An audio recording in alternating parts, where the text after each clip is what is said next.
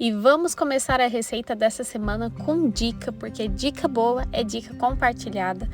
Vou ensinar vocês a prepararem um desmoldante. E não tem segredo. 1 colher de manteiga, 1 colher de óleo e 1 colher de farinha de trigo ou de arroz, uma farinha da sua preferência. A mesma medida que você usar para um dos ingredientes, você vai usar a mesma medida para o restante dos ingredientes. Se você precisar de bastante desmoldante, é só dobrar a quantidade de colheres, ok? Esse desmoldante você pode guardar, reservar na geladeira para todas as vezes que você for untar a forma para fazer um bolo, fazer um pão, você utilizá-lo. Vocês vão ver mais à frente o quanto facilita na hora de desenformar um bolo. É incrível. Forma untada, tudo certo, é hora da gente começar a colocar a mão literalmente na massa. Vamos preparar o nosso bolo. Os ingredientes estão na descrição desse vídeo. Porém, eu sempre inicio pelos ingredientes líquidos e eu quero dar uma dica porque vai água morna ou leite morno. E o certo desses fogões não é girar o botão apertando, pressionando, mas a gente gira e aí sim pressiona e o fogo acende.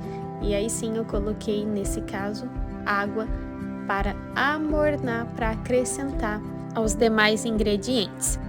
Acompanhe o preparo, segue a lista dos ingredientes que estão na descrição e fica comigo nesse vídeo. Enquanto eu acrescento o restante dos ingredientes secos, quero compartilhar um texto que eu acredito que vai trazer paz ao seu coração. Em Jeremias 29, no versículo 1 diz: Eu é que sei os pensamentos que tenho a vosso respeito, pensamentos de paz e não de mal, para vos dar o fim que desejais, com um futuro e uma esperança. Se apegue a esse versículo. Creia no caminho e no futuro de esperança e de paz que Deus tem reservado para mim e para você. Já estamos finalizando a nossa massa. Por último e não menos importante, acrescentamos aí o fermento e esse foi o resultado. Uma massa macia e airada.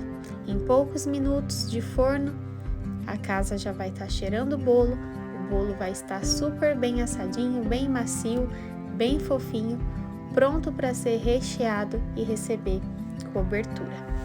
E falando em cobertura, vamos preparar ela comigo. Eu utilizei 2 caixas de leite condensado zero lactose, 2 caixas de creme de leite zero lactose e coco ralado e 1 colherzinha de manteiga para o recheio de prestígio e para o recheio de brigadeiro, 2 caixas de leite moça zero lactose, 2 caixas de creme de leite zero lactose, cacau em pó 70% e 1 colher de manteiga bem generosa. Fui mexendo aí os dois. Como eu sempre falo aqui no canal, ainda com o fogo desligado, a gente deve incorporar todos os ingredientes o máximo que a gente conseguir, porque não corre o risco desse creme, desse brigadeiro, seja lá qual for o recheio que você estiver preparando, não vai ficar empelotado.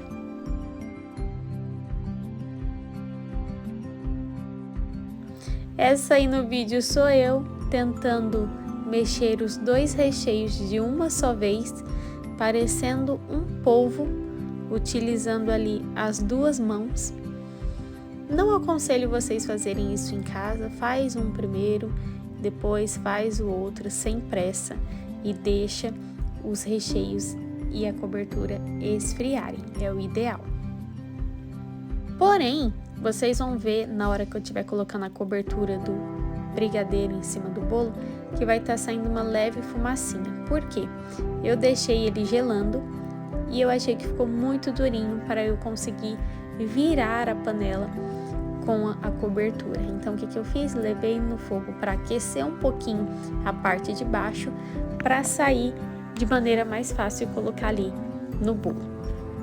As confeiteiras de plantão que estiverem me assistindo, por favor, não me julguem. Ao invés disso, todas vocês que estão acompanhando essa receita, não esqueçam de deixar o seu curtir, comenta, compartilha com as pessoas que você conhece, reproduza a receita e me marca que eu vou amar ver como é que ficou o resultado.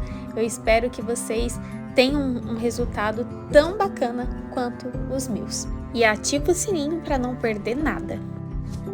Bolo pronto, e para a gente se certificar de que tá bem certinho, aquele costume dos antigos de espetar um palito de dente e ver se não sai nada. E não saiu nada de bolo ali, o bolo estava perfeitamente bem assado e como vocês podem ver a forma aí, não ficou nada, o desmoldante realmente funciona. Eu deixei o bolo esfriando um pouquinho e depois que ele estava mais friozinho, eu cortei ele ao meio para aí sim poder colocar o recheio de prestígio no meio do bolo. Olha só a massa, dá para ver bem os furinhos dela. Eu umedeci essa massa com leite vegetal de cacau. Agora não tem segredo, é só colocar esse recheio de coco no meio do bolo e depois vir com a outra camada de bolo por cima, fechando isso daí. E o que eu fiz? Levei para a geladeira para ele firmar, para ele ficar bem geladinho. Deixei lá por algumas horas. O ideal é deixar no mínimo 8 horas. Então, para comer um bolo desse, é bom fazer ele com antecedência um dia antes para comer apenas no outro dia. Esse é o mais recomendável, porque daí é certeza que o bolo vai estar bem firme. Passado algumas horas, tirei o bolo da geladeira e é hora de colocar a cobertura para finalizar. E eu finalizei também decorando com alguns moranguinhos, porque eu acho o casamento perfeito, o prestígio com aquele toque de morango, o azedinho que o morango dá. Mas sim, gente, eu cometi uma falha. Achei que tinha gravado a fatia do bolo para vocês e não gravei. Mas fiquem com as imagens, reproduzam essa receita, porque eu tenho certeza que vocês vão amar e aprovar. Beijos!